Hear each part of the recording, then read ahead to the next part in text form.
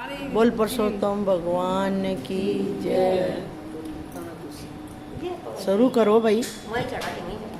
बोल विष्णु भगवान की जय। बोल पुरुषोत्तम भगवान की जय। जय। श्री नारायण जी बोले आज सॉरी भगवान क्षमा करना आज है 28वां अध्याय।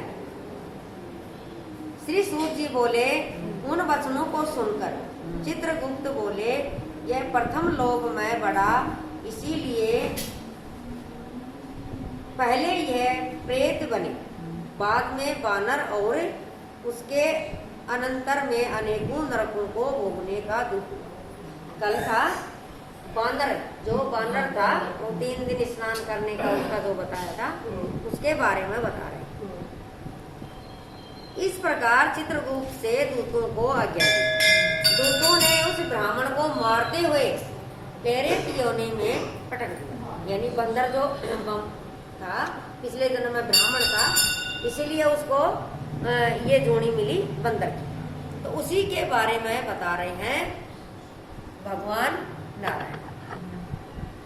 योनि में पटक दिया, प्रेरित होकर जिस वन में फल भी नहीं थे रहने लगे। उस भयानक वन में भूख प्यास से व्याकुल प्रेत को घूमते बहुत समय बीत गया। प्रेत योनि में अनेकों दुख भोगने के बाद फल चोरी के अपराध से बंदर योनि में जन्मा हुआ दिव्य जम्बू खंड कालंजर पर्वत पर घने फल फूलदार वृक्षों एवं शीतल जल के मनोर स्थान में वह विचरने लगा। वो ब्राह्मण था, वो बंदर बना, फिर फल चुरा लिए थे ना। हाँ, वहाँ देवराज इंद्र का बनाया सरोवर पाप नाशक पुण्य वर्धक एक कुंड था। उसे मृग तीर्थ कहते थे। देव दुर्लभ उस तीर्थ में श्राद्ध करने से पितृगणों की सदगति होती है। इस स्थान पर दैत्यों से डरे देवता पशु के रूप में रहकर इस कुंड में आनंद से स्नान किया करते थे। इसी से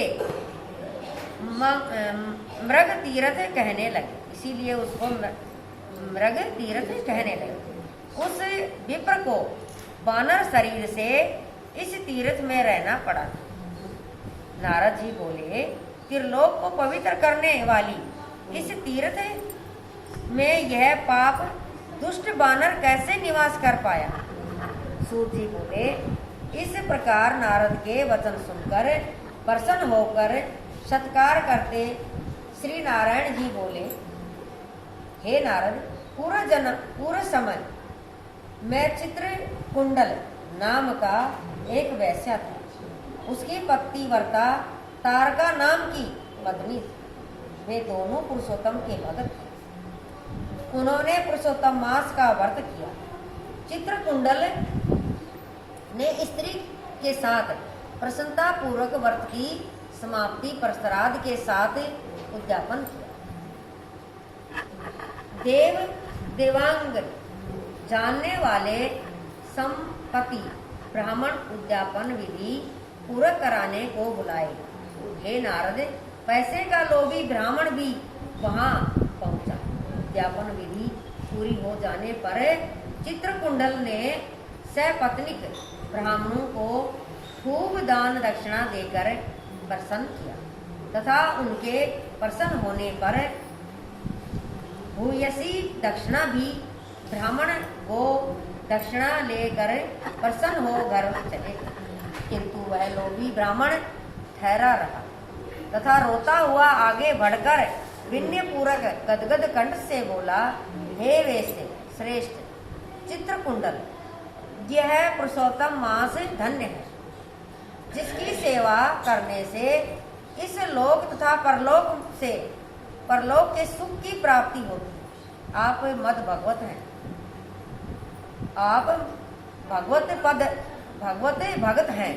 आपने विधि पूर्वक भली भांति पुरुषोत्तम व्रत किया और ब्राह्मणों को बड़ी प्रसन्नता से खूब दान किया, पर उसने इस कंजूस को भी बहुत सा धन दे दिया और उस ब्राह्मण ने प्रसन्नता पूर्वक उस धन को धरती में गाड़ दिया और वहां रहकर भी श्री पुरुषोत्तम मास की पूजा देखता रहा। हाँ, श्री पुरुषोत्तम मास की पूजा देखता रहा। धन के लोभ वश ही इस मास की प्रशंसा, धन के लोभ में ही उस ब्राह्मण ने पुरुषोत्तम मास की प्रशंसा की, इसलिए तो धन ज्यादा लेकर आया था और उसको गाड़ दिया। अब वो उसके साथ थोड़ी गया। धन के लोभ वश इस मास की प्रशंसा भी की। पुरुषोत्तम मास पूजा देखने एवं स्तुति करने के पुण्य से, चाहे वह धन के लोभ से ही की थी, उसका जन्म मृग तीर्थ में हुआ। सूत जी बोले, अच्छे तीर्थ के दर्शन, स्तुति तथा सेवन करने से, चाहे वह लोभ से ही क्यों न किए गए हों, उस दुष्ट बानर को श्रेष्ठ तीर्थों का सेवन प्राप्त हुआ। हे ब्राह्मण, पुरुषोत्तम देव का जो स्त्री सहित आदि पूरक श्राद्ध से दर्शन, स्तुति आदि करते हैं, उनके पुण्य का क्या कहना। नारद जी बोले, हे ब्राह्मण, शीतल जल एवं मनोहर साधन वृक्षों में सुशोभित इस वन में उसके रहने का कारण कही। इस वन में क्यों रह रहा है, इसका कारण कही। श्री नारायण भगवान बोले,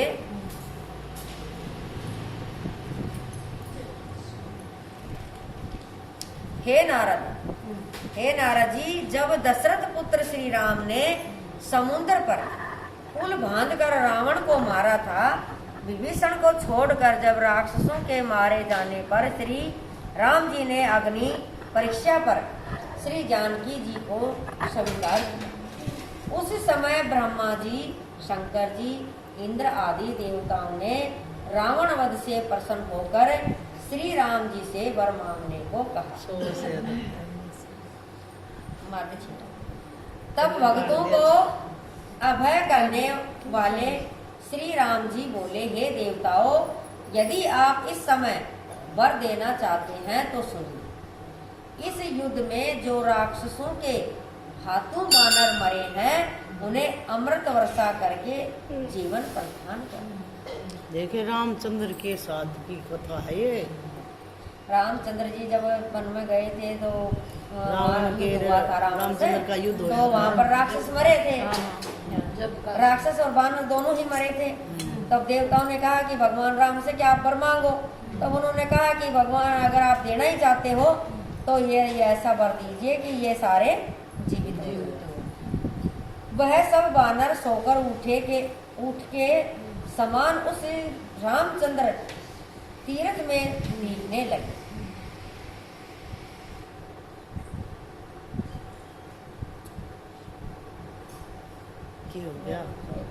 इस युद्ध में जो राक्षसों के हाथों बानर मरे हैं, उन्हें अमृत वर्षा करके जीवन प्रदान कर। ब्रह्मा, शंकर, इंद्रादि देवताओं ने आज्ञानुसार अमृत वर्षा द्वारा बानरों को जीवित कर दिया। वह सब बानर सोकर उठे के समान उस रामचंद्र तीर्थ में दिखने लगे। यानी वैसे सोकर उठे हों जैसे ऐसे उठ कर बैठ गए, मतलब दिखने लगे।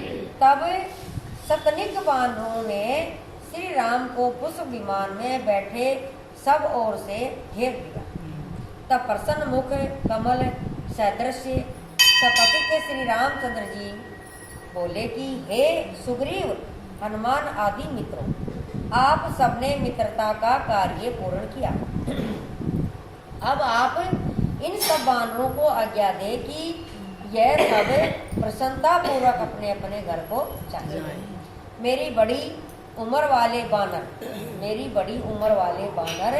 जिस वन में जाकर रहेंगे, वे वन फल पुष्प वाले साधन वृक्षों से भरे रहेंगे। वहाँ की नदियाँ स्वस्थ मीठे जल वाली होंगी, इन्हें कोई रोक नहीं सकेगा। मेरी आज्ञा से यह चले जाए। श्री श्री राम जी की आज्ञा पाकर बानर जिस वन में गए वह फल फूल के वृक्ष एवं मीठे फल जल युक्त हो गए। श्री नारायण भगवान बोले, आगे की कथा सुनिए। वन में जन्म पाकर वह बानर पर्वत के समान बढ़ने लगा तथा भूख प्यास के कारण व्याकुल होकर लोभी वहां भटकने लगा। जन्म से ही उसके मुख में पित्त विकार के कारण घाव था, जिसकी पीड़ा के कारण कराहता रहता था। घाव से खून बहता था। दुख के कारण खा भी नहीं पाता, किंतु चपलता के कारण वृक्षों से फल तोड़ देता। भूख के कारण फलों को मुंह के पास ले जाता था, किंतु घाव के कारण फलों को खा नहीं पाता। उन टूटे फलों को जंगल में ही फेंक देता था। एक पेड़ से दूसरे पेड़ पर कूदता फिरता था। वह इस प्रकार के जीवन से मरना श्रेष्ठ था।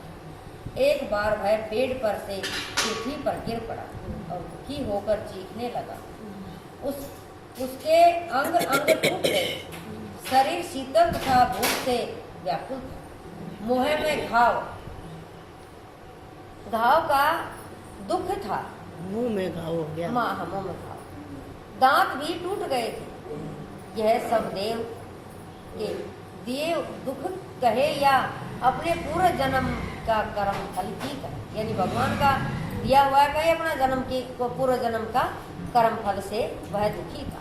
अपने कर्मों से दुखी। इस प्रकार भूखे प्यासे दुख भोगते देवलोक से पुरुषोत्तम मास आ गए। इस मास में अन्य महीनों की भांति इस शीतादि दुखों से पीड़ित रहा। हर उस महीने में वो दुखी था। पुरुषोत्तम मास में एक दिन पुरुषोत्तम मास के कृष्ण पक्ष में प्यास से व्याकुल भटकते एक कुंड के पास पहुंचा, किंतु उसके अमृत सरीखे सुंदर जल को घाव के कारण पी न सका। भूख प्यास से व्याकुल चपलता के कारण कुंड के किनारे एक वृक्ष पर चढ़ गए और एक पेड़ से दूसरे पेड़ पर कूदा, किंतु शरीर शीतल होने से पूरी तरह उछल न सकने के कारण बीच में ही गिरकर कुंड में आ पड़ा। बहुत दिन से भूखा रहने से शक्ति क्षीण हो चुकी थी। निर्बलता के कारण उस कुंड से निकलना दुर्लभ हो गया तथा 4 दिन उसी में पड़ा रहा। अब देखो, उसने गंगा स्नान नहीं किया, लेकिन उस कुंड में 4 दिन पड़ा रहा, उसी से उसका उद्धार हो गया। कृष्ण पक्ष की 10वीं से 4 दिन तक वह उसी में ही लोट पलोट मारता रहा। 5वें दिन दोपहर के समय उसके सब पाप छूट गए। वह उसी समय नील कमल सदृश श्याम वर्ण दिव्य भूषणों से शरीर से दिखने लगा। उसी समय एक विमान जिसमें भगत पार्षद बैठे, वह आकर आकाश से उतरा। भेरी द्रंग मीणा आदि की ध्वनि उसे सुनाई देने लगी। विमान में अप्सराएं नृत्य तथा गंधर्व किन्नर गा बजा रहे। इस प्रकार वह दिव्य देहधारी वानर देखकर अत्यंत हर्षित होकर कहने लगा कि ओ, कहाँ तो मेरा जैसा पापी और कहाँ ये सुख तो किसी महान पुण्य के लिए ही है। उसी समय एक अप्सरा ने आकर चंद्र के समान छत्र उसके ऊपर लगा दिया तथा अन्य अप्सराओं भी आनंद से उस पर चमर ढवालने लगी। इस तरह का अपने सामने अपने सामने वैभव देखकर वह बड़ा आश्चर्य करने लगा तथा चित्र लिखित सा रह गया। वह विचार करने लगा कि मैं तो अत्यंत पापी था, फिर यह कौन से पुण्य का फल है। श्री नारायण भगवान बोले, इस प्रकार तरह तरह के विचार करते हुए सुखदायक विमान को देखकर उसे बड़ा ही आश्चर्य हो रहा था। तब भगवत पार्षदों ने उसके हृदय की दुर्बलता को जानकर हाथ जोड़कर विनय पूर्वक प्रणाम कर उस बानर शरीर त्याग कर सुंदर शरीरधारी के सामने खड़े होकर प्रेम पूर्वक कहा, बोल विष्णु भगवान की जय, बोल पुरुषोत्तम भगवान की जय। अब कल बताएंगे। थोड़ा करना रहेगा। अरे